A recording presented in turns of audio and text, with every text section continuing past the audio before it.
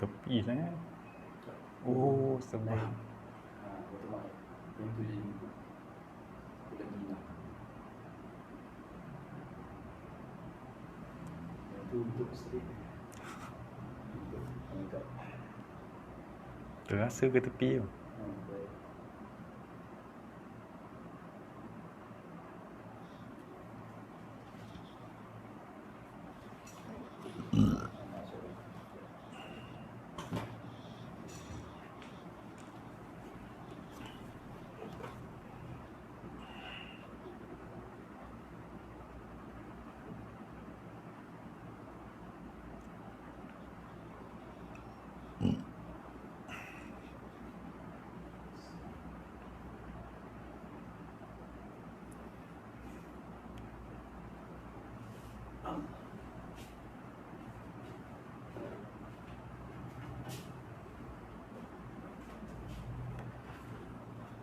Bismillahirrahmanirrahim. Alhamdulillahirabbil alamin. Arrahmanirrahim. Maliki yaumiddin. Wassalatu wassalamu ala asyrafil anbiya'i wal mursalin wa ala alihi wa sahbihi ajma'in. Allahumma shalli ala sayyidina Muhammad. Tibbil qulubi wa dawaiha wa sihhatil abdani wa shifaiha wa nuril absar wa diyaiha wa qutil arwah wa ghizaiha wa ala alihi wa sahbihi wa barik wa sallim. Rabbi syrah li sadri wa yassir li amri wa hlul 'uqdatan min lisani yafqahu qawli wasaddid lisani wahdi qalbi bihaqqi sayyidina Rasulillah sallallahu alaihi wa ala alihi wa sahbihi wa barak wa sallam. Allahumma inna nastaudi'uka ma qara'nahu aw naqra'u fi hadzal majlis wa ma qablahu wa ma ba'dahu fahfaz 'alaina hatta taruddahu ilaina waqtah tiyajina ilahi ya arhamar rahimin. Allahumma 'allimna 'ilman hatta na'rifu bihi kaifa nunajika ya rahman ya rabbal alamin. Allahumma iftah 'alaina futuhal 'arifina bika ya rabb ya Rabb, ya Rabbal Alamin. Amin. Amma ba'du. Assalamualaikum warahmatullahi wabarakatuh. Saya ucapkan kepada tuan-tuan puan-puan yang sudi meluangkan waktu bersama dengan kapsul 15 minit Asmaul Husna untuk siri yang ke-29 pada minggu yang ke-7. Alhamdulillah, segala puji bagi Allah Subhanahu Wa Taala yang telah memberi kesempatan untuk kita meneruskan apa yang kita mulakan sejak 7 minggu yang lalu. InsyaAllah pada hari ini kita akan berkongsi salah satu daripada nama-nama Allah Subhanahu Wa Taala yang mulia, yakni Al-Halim.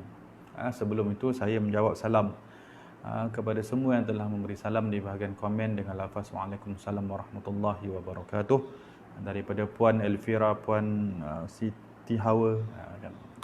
Semoga Allah Ta'ala memberkati kita semua sekalian. Amin.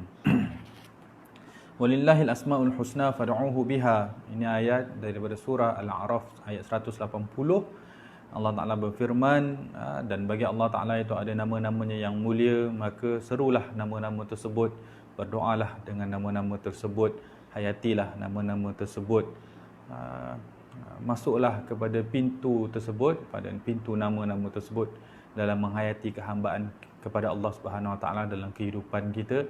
Setelah mana Dia ciptakan kita dengan kasih sayangnya, maka kita diberi amanah, kita diberi peluang, kesempatan, tanggungjawab untuk kita mengabdikan diri, untuk kita mengenal Allah Subhanahu Wa Taala. Dan insya-Allah hari ini kita berkenalan ataupun kita berkongsi nama Al-Halim, salah satu daripada nama Allah yang kalau diterjemahkan ia akan membawa kepada 3 makna. Yang pertamanya adalah Allah yang Maha Penyantun, yang kedua Allah yang Maha Penyayang, atau yang ketiga Allah yang Maha Penyabar. Ketiga-tiga nama ini, terjemahan ini sesuai dengan huraian para ulama di dalam kitab-kitab mereka yang mengkaitkan Allah itu sebagai penyantun, penyayang dan penyabar. Imam Al-Ghazali menyebutkan Al-Halim itu adalah allazi yushahidu ma'siyatal 'usah. Yakni Allah Taala itu adalah Tuhan yang sentiasa melihat maksiat hamba-Nya, wa yara mukhalafatul amr, mukhalafatul amr, dan melihat golongan yang menyalahi perintah-perintahnya.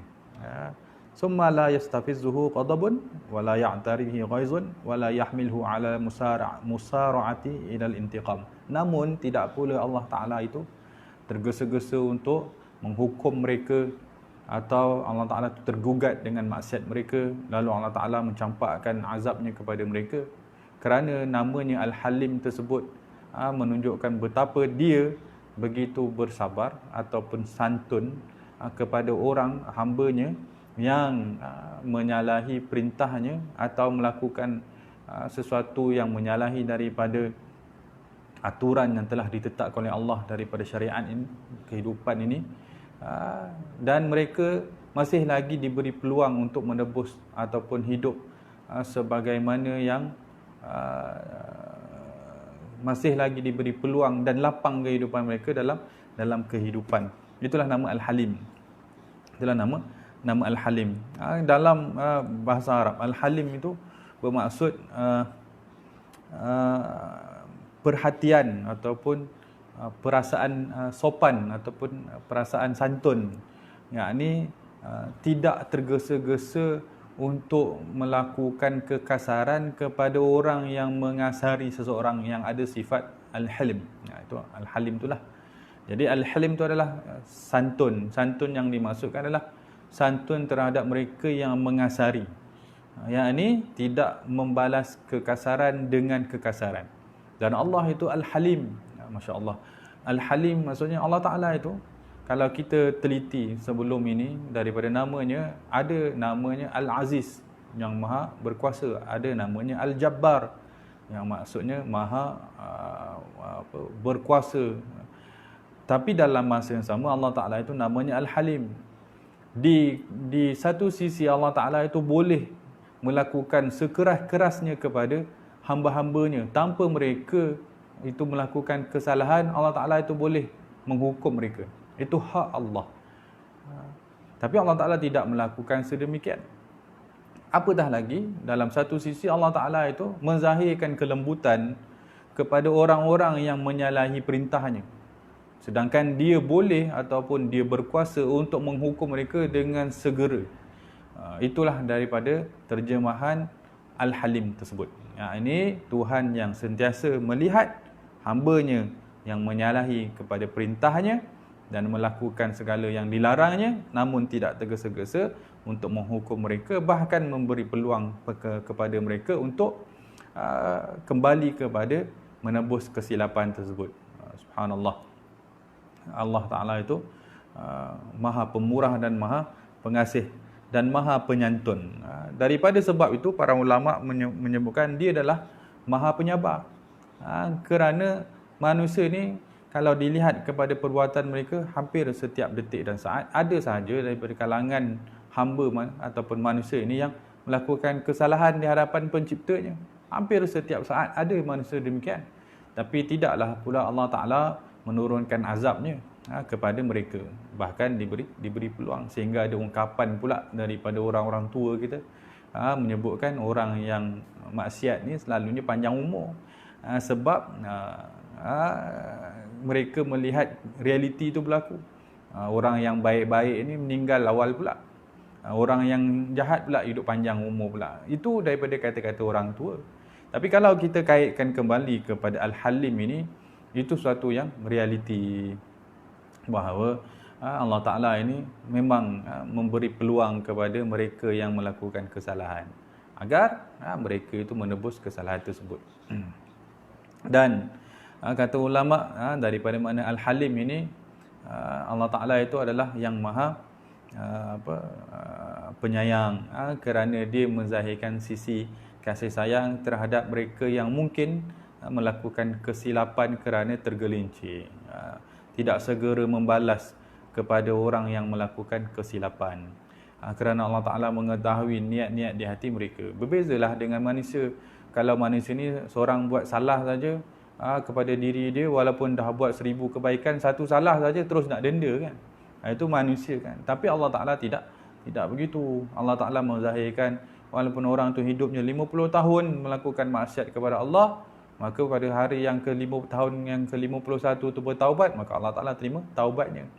Tidak Allah Ta'ala hukum sepanjang 50 tahun tu. Subhanallah. Itulah daripada makna Al-Halim. Sehingga ada satu kisah daripada tak silap saya Nabi Musa AS daripada kaumnya, ditimpa dengan kemarau. Apabila ditimpa dengan kemarau, maka diperintahkan kepada Nabi Musa untuk dihimpunkan kaumnya, lalu seru kepada kaumnya dengan perintah kepada siapa yang melakukan maksiat itu keluar daripada kampung tersebut, kerana selagi mana ahli maksiat itu tidak keluar daripada kampung tersebut, kemarau ini akan kekal begitu. Lalu ahli maksiat itu yang berada dalam majlis seruan Nabi Musa tu terdetik dalam hatinya, kalaulah saya keluar, nescayalah orang akan tahu saya melakukan maksiat. Selama 30 tahun dah buat maksiat. Kalau saya keluar, malulah saya. Jadi bertaubatlah dia dalam majlis tersebut tanpa diketahui orang lain. Maka ketika dia minta ampun kepada Allah dalam hatinya, turun hujan sebelum Nabi Musa minta kepada Allah agar diturunkan hujan. Sebelum Nabi Musa minta, hujan pun turun. Jadi Nabi Musa keliru dengan peristiwa tersebut, lalu mohon petunjuk daripada Allah bagaimana boleh turun hujan, sedangkan belum lagi baginda melihat orang yang melakukan maksiat itu keluar daripada majlis tersebut. Maka Allah Ta'ala menyampaikan wahyu kepada Nabi Musa AS dengan menyebutkan bahawa aku turunkan hujan ini kerana hamba yang melakukan maksiat itu telah bertaubat.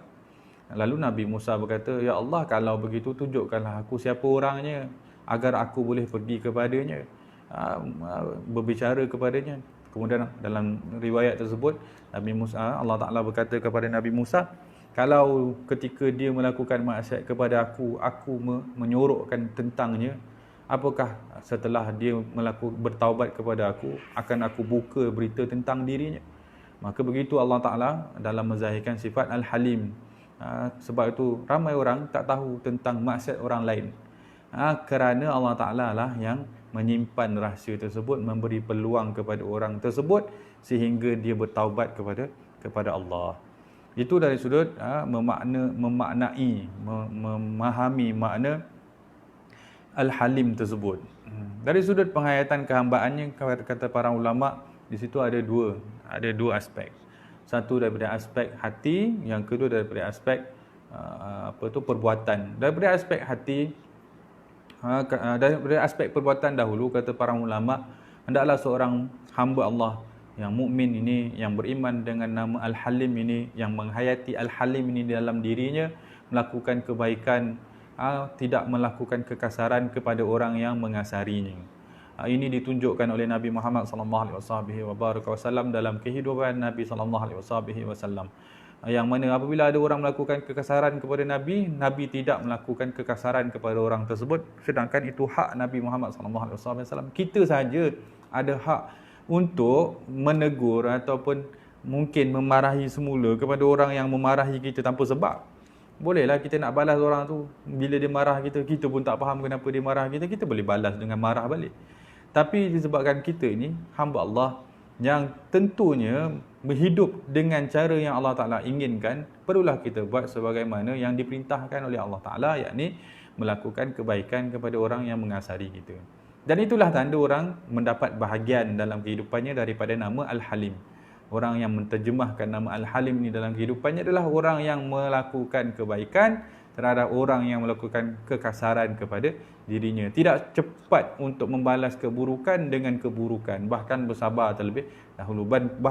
Ramai para ulama menzahirkan cacian-cacian orang yang tidak mengenali mereka kepada diri mereka dengan diam saja. Ulama menzahirkan sedemikian, kerana mereka tahu bahawa itu ujian daripada Allah. Dan kalaulah ingin dibalas, biarlah Allah Ta'ala yang membalasnya dengan cara Allah Subhanahu Wa Ta'ala, kerana kita ni diperintahkan untuk berlaku baik kepada orang lain.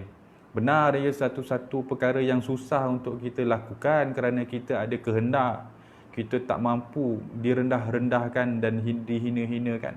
Tapi kita hidup bukan sekadar untuk dunia, kita hidup untuk akhirat. Boleh jadi penghinaan orang pada hari ini itu merupakan pintu kita selamat di hari akhirat dengan kesabaran dan kesantunan yang kita zahirkan di dunia ini.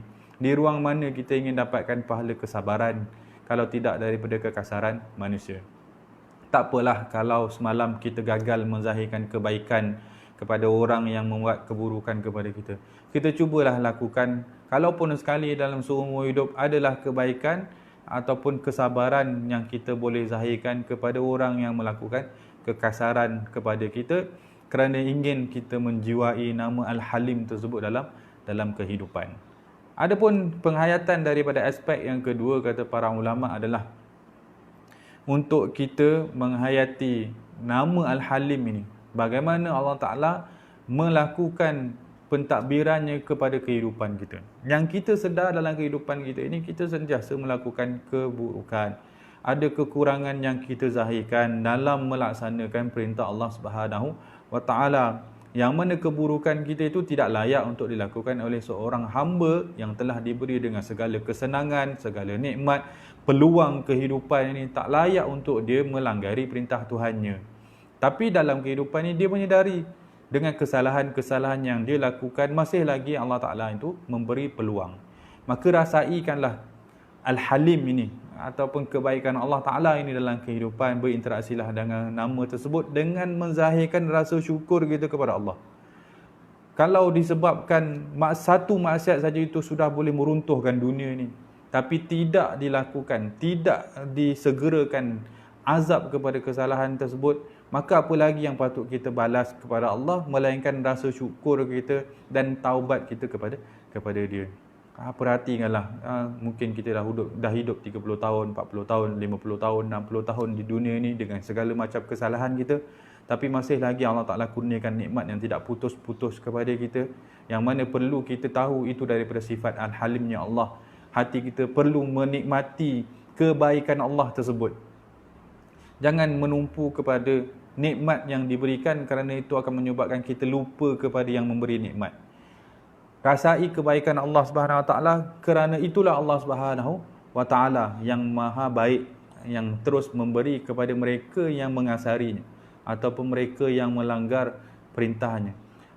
Akuilah kekurangan tersebut dan kembalikanlah hati kita kepada Allah, kerana tidak ada ruang lain dalam menghayati Allah dalam kehidupan melainkan hati yang terbuka untuk menjadi hamba-Nya. Itulah cara, kata ulama, berinteraksi dengan nama Al-Halim. Mohonlah keampunan kepada Allah setiap detik dan waktu, sehingga Nabi sekalipun yang diberi berita diampunkan oleh Allah, tidak ada salah yang akan diperhitungkan ke atas Nabi, tapi tetap Nabi menzahirkan 100 kali istighfar. Maksudnya, kata ulama, 100 kali istighfar itu setiap detik Nabi mohon keampunan daripada Allah Subhanahu Wa Taala. Maka kita patut lebih banyak daripada itu, kerana memang terzahir daripada diri kita ada kesalahan-kesalahan yang tidak Allah Ta'ala hukumkan kepada kita ketika itu. Itu daripada sudut penghayatan kehambaan kepada nama Al-Halim dari sudut hati. Kemudian yang terakhir adalah sebagian ulama berkongsi untuk kita melakukan zikir Al-Halim ni. Ada beberapa faedah daripada zikir Al-Halim. Yang pertamanya, kata para ulama, diberikan hati yang sentiasa menyedari kepada kesilapan dan kekurangan, lalu berinteraksi dengan Allah Subhanahu Wa Taala dengan kerendahan dan kesyukuran. Jadi Al-Halim, Al-Halim, Al-Halim, Al-Halim, kita berzikir terus begitu, Allah Ta'ala akan campakkan ke dalam hati kita taufiknya agar kita bertaubat dan kita melazimi kebaikan-kebaikan. Yang kedua, kata para ulama, Allah beri kepada kita daripada zikir orang yang melazimi Al-Halim. Al-Halim adalah diberi pemeliharaan dan perlindungan daripada Allah terhadap apa yang dia ada dalam kehidupan. Sebagian ulama menyatakan dibaca sebanyak 88 kali setiap kali selepas solat. InsyaAllah Ta'ala akan jaga hartanya, Allah Ta'ala akan jaga dirinya, keluarganya. Dia akan berada di bawah jagaan Allah Subhanahu Wa Ta'ala. Al-Halim. Wallahu alam, sekadar itu perkongsian kita pada hari ini berkaitan dengan nama Al-Halim, nama yang ke-33. InsyaAllah esok kita akan berkongsi nama yang ke-34, yakni Al-Azim, yang Maha Agung. Subhanallah. Kita doa kepada Allah Subhanahu Wa Ta'ala, moga Allah Ta'ala memberi keberkatan waktu kepada kita untuk kita melazimi menghabiskan 99 nama Allah ini, dan kita dapat menghayatinya dalam kehidupan. Sekadar itu perkongsian saya pada hari ini. InsyaAllah kita jumpa esok. Wallahu alam. Assalamualaikum warahmatullahi wabarakatuh.